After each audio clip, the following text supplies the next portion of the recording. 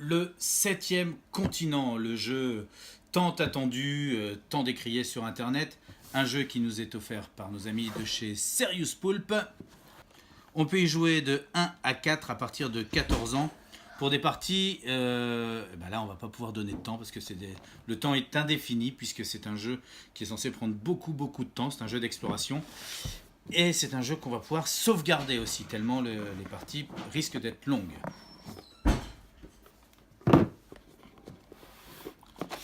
À l'intérieur de cette grosse boîte, il y a la règle du jeu. Une règle bien fournie, parce que c'est un jeu de cartes et il faut expliquer l'ensemble des cartes. Une vue d'ensemble aussi, parce qu'il y a un système de rangement, de classement, de manière à ne pas pouvoir s'en mêler les pinceaux, pour pouvoir s'y retrouver très vite une fois qu'on a tout sauvegardé.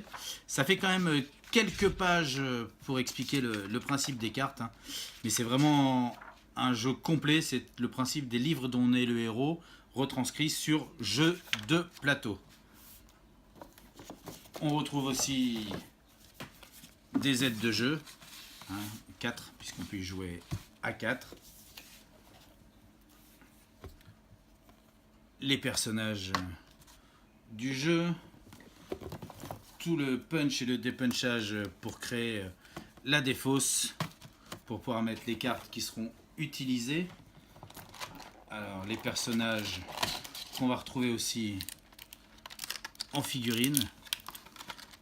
Alors là on n'est pas du tout dans un jeu de figurines, on voit que les figurines sont toutes petites, c'est vraiment pour se représenter et pour savoir où on est sur la map. Des dés, des petits dés. Tout est petit pour un grand jeu. Quelque chose de très intéressant aussi dedans, c'est la petite note de remerciement à tous les contributeurs, puisque c'est un Kickstarter. Un petit texte très gentil, très sympa, qui est une agréable pensée.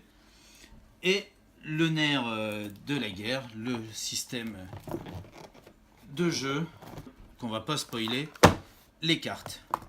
Des paquets de cartes énormes, on en a comme ça deux. Tout est expliqué pour savoir comment les ranger.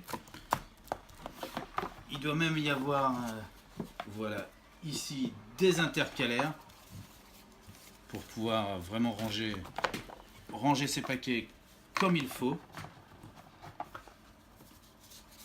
Hop, tous les intercalaires, nombreux. Voilà, les compétences, les cartes, les sauvegardes, l'organisation de la boîte, comme on le disait, tout est expliqué. 0 jusqu'à 100, jusqu'à 600, jusqu'à 650 cartes même.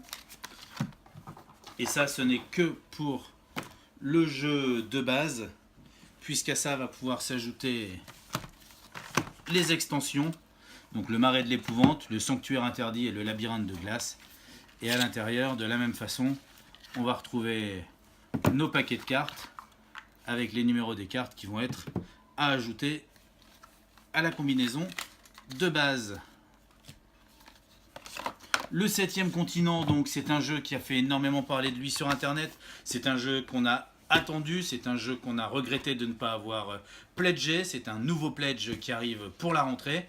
Pour savoir toutes les infos concernant le septième continent ou simplement pour savoir comment on y joue, pour ça par contre, il va falloir écouter l'émission.